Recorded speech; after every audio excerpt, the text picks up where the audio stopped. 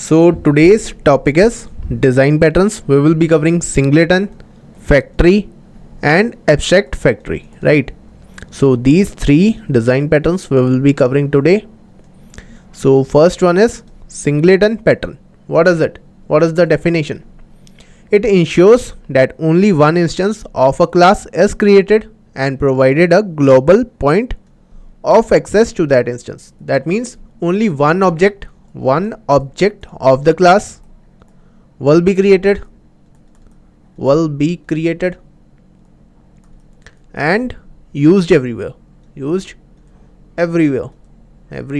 Okay, so this is what singleton design pattern says. Okay, now when we can use it? When you need to control the access to the shared resources, let's say logging, right? So everywhere you need some logs, configuration or the thread pool, there you can use the singleton design patterns, means single instance of this logging. When you need to limit the number of instances due to the resource constraints, okay, when you want to have a single point of coordination, that means single instance. Okay, so now there are some types of singleton. What is it? Eager initialization, lazy initialization, thread safe singleton, okay, double checking locking, okay, double checked locking. Last one is Enum singleton. So these 5 types are there, and these are some parameters. We will be comparing them accordingly. So let's check this 5 types in detail. First of all, let's see what is lazy initialization. So the definition is lazy initialization means the object is created when needed, right? Not at the class load time. And what is eager initialization? Opposite of this. That means we will create the object when the class is loaded. Okay, basically it will automatically get created, the object, when the class is loaded, right? So what can be the example? Let's say we have class A equal to new class. Okay, now we have created this object of this class. That means the class is loaded. At the same time there will be some different class B. So at the same time we are creating the object of this class B, right? So within this class A we are creating the object of this class B, new class B, right? This is the eager initialization. That means when we are creating the object of A, the object of B is automatically created at the load time of this class A, right? So you will see the example further. What is thread safety? Thread safety is like there will be multiple threads, right? So we can say thread safety means multiple threads can access and modify the singleton, okay, without causing race conditions or creating multiple instances. Now what is race condition? I think everyone know about the race condition. When two threads are trying to access a single resource, then some conditions will be there. That is called race conditions. Let's say one resource is there, A. Now thread 1 is there, thread 2 is there, thread 1 change the thread 1 and thread 2 trying to access this resource at the same time, but thread 1 changed its value to 2, and when thread 1 after that thread 2 will try to access, so it will get the initial value, that is 1, not the updated one. So these are some race conditions. So this is the thread safety. That means multiple threads can access the singleton method or the object without causing the race condition, right, or creating the multiple instances. Okay, so let's see the comparison table, okay, for all of these 5 types. So first one is eager initialization. In this, thread safety will be there. Why? I will explain you. Let's see this example first. Okay, eager initialization, thread safety is there, but lazy initialization is not there. Obviously it is the opposite of lazy. Now how it works? Object is created at the class loading time, okay, and I'm saying this thread safety is handled by the JVM only. Okay, so granted thread safety because JVM handles class loading safely, right? So when we are creating the class, let's say here is the example. Okay, we are having this eager singleton class, and within this we are creating this static private static final instance of the class. Okay, the same class basically, right? So this is the instance, and JVM will handle this class loading safely, right? That means there will be only one instance, and this is thread safe. Got it? Basically this is the work of JVM, loading the class, right? So it makes sure that not two threads are creating the class at the same time. So that's it. This is the private constructor, and here we are having the method get instance. Okay, so in the main function we can call the get instance. So this is the simple code for eager initialization. Now thread safety is there, that is handled by the JVM only. JVM, right? Now what are the pros and cons? Simplicity, yes, simple code is there. Thread safe by default by the JVM. Cons, instance created even it is not used, right? So instance is created, however we are not sure it is used or not, right? So the memory wastage will be there if the object is heavy. Okay, now when to use singleton is always needed. Let's say some constants are there, some config loaders are there, right? Let's say logger. So in that case we will be having this singleton. Now second one is lazy initialization. Here thread safety is not there, lazy initialization. Okay, obvious. How it works? Object is created when needed, right? Opposite of eager, not at the class load time. First time get instance is called, right? So not thread safe. Multiple threads might create the multiple instances. Okay, so this is not the thread safe. Let's take the example. We are having this class lazy singleton. Okay, in that we are making this reference private static lazy singleton and the instance, right? And then we are having this constructor private constructor. Then we are having the method get instance. Okay, now we are checking if the instance this is null, then we are creating the new object, right? Creating the new instance. Okay, and we are returning that. Now this is not the thread safe. So at the same time, let's say thread 1 and thread 2, okay, call the get instance at the same time. Okay, so thread 1, let's say thread 1 however created the instance, it got the instance. Okay, instance created, but thread 2 doesn't know if it is created by the thread 1 or not. So again thread 2 will create, right? So this is the issue, right? So it's creating multiple instances. That is not the use case of singleton, right? Got it? So this part is also clear. This lazy initialization is not the thread safe, right?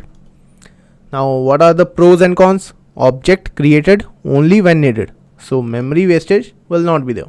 Saves memory for rarely used singletons, right?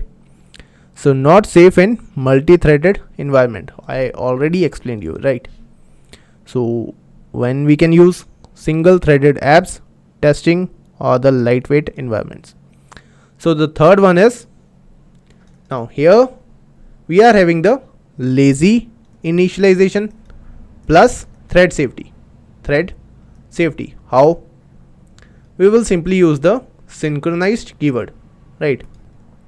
Synchronized keyword. Okay, what is the use of this synchronized keyword? That means if one thread is using the resource, second thread should be on hold, right? So let's see how it works. Synchronize the entire get instance method. Okay, we will use the synchronized keyword here.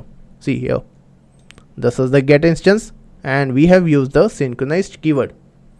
Only one thread can access it at a time. This is the use case of synchronized, right? So same thing we are having, right? We are creating the reference of the instance, then we are creating the instance in the get instance. Okay, now this is thread safety, right? This is synchronized. So let's say thread 1, thread 2. Okay, 2 threads are there. Now thread 1 calls this get instance, right? Instance. So thread 2 will be hold till when? Till it completed its operation, right? After T1 is completed, then T2 will come into the picture. Okay, so behind the code at the backend there will be some locking system. Okay, so this is how we will achieving the thread safety. Okay, everything will be same. Return instance. So what are the pros and cons? Easy to implement, thread safe, right? But con is slower performance due to method level locking, right? So it is a method level locking, right? So 2 threads are there, so at each time it will do what? It will lock one thread, right? However, what is the case? Let's say first time when instance is null, right? Is null.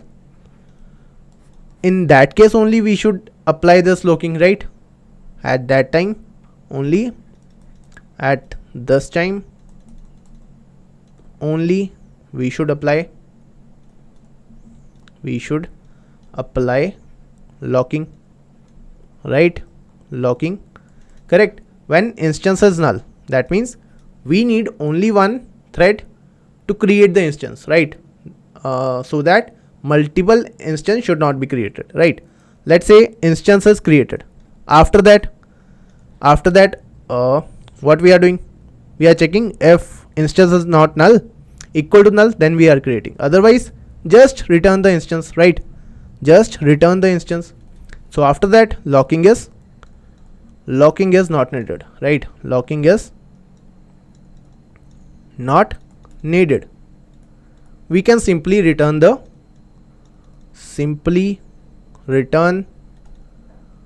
instance. Okay, either there are 2 threads or 3 threads, we will just return the instance. That is common to all the threads. Got it?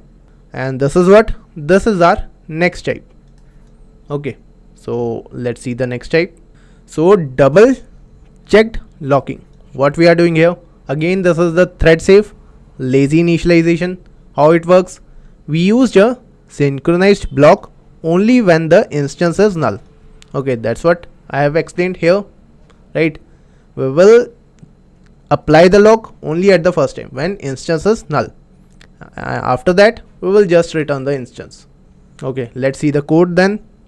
We are having the class, we are having the reference. Now how many of you know what is volatile? So volatile will ensure there should be no cache. Let's say we are using multiple threads, so somewhere for some thread some data will be saved, right? So volatile will ensure that no cache, no data should be saved with any thread, right? So we have created this instance reference. After that, in the get instance, now we are not using synchronized keyword in the method, right? After that we are checking if instance is null, then we are applying the synchronized, right? Then we are applying the instance then we are applying the synchronized. That means we are checking at the first level only. When instance is null, then we will apply the synchronized. It will allow one thread, okay, one thread, and it will create the instance. Okay, done. After that, it will simply check this if condition. If instance is not null, we will simply return the instance. Either 2 threads are there, 3 threads are trying to access this function, right? So we will simply return the instance. Now this is best balance between the performance and the thread safety. Of course, faster than the previous one, right? So the cone is slightly complex, yes, and needs volatile keyword to prevent instruction reordering. Now the last one is Enum Singleton. This is the best practice. Again, this is the thread safe and lazy initialization. Okay, now how it works? JVM ensures that only one instance is created, automatically provided serialization and reflection safety. Now how many of you know what is enum? Let's see what is enum in Java. The definition is an enum is a special class type used to represent a fixed set of named constants, right? So think like a list of constant values, but type safe, object oriented and powerful. Okay, this is important, object oriented. Okay, now the real world example can be days of the week, Monday, Tuesday, right? So how we can create? We can just create a class of type enum and provide it Monday, Tuesday, Wednesday, Thursday, Friday, separated by commas. Now what are these? What is this Monday? What is this Monday? This is a object of day, class day, right? Same with Tuesday, same with Wednesday, and this object will be singleton. That means only one instance of this used everywhere. Okay, everywhere in the application. If we created like this with the enum, that means the object that is created is singleton and we will be using the same instance all over the application. This is the benefit of enum. Okay, each constant is like a public static final object of the day.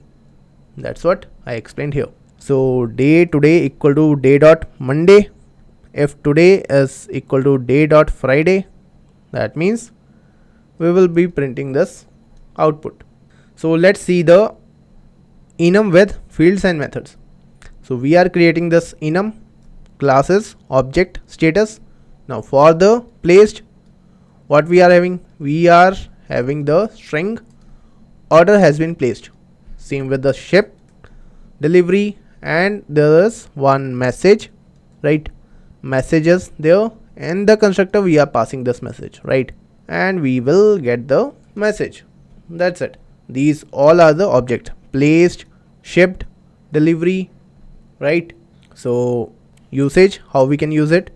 We can simply get the output like this. Order status is the class name. Again, this placed is the object inside that, and we are getting this message from that. Okay, order has been placed. Okay, then what else? Using enum for the singleton pattern. Let's see this, how we can use and why it is the best approach. Why use enum? Java ensures that any enum value is initialized only once and making it perfect for the singleton. Okay, let's see the code here. We are having the class, right? Singleton logger of type enum.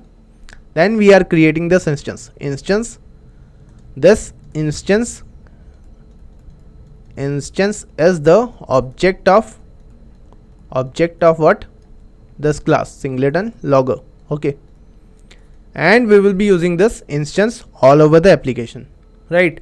And inside this log function we will print the log. This is how we will use it. Singleton logger dot instance dot log, and we will print our log. And these are some features for the enum. Thread safety is there. Lazy initialization, prevent multiple instances.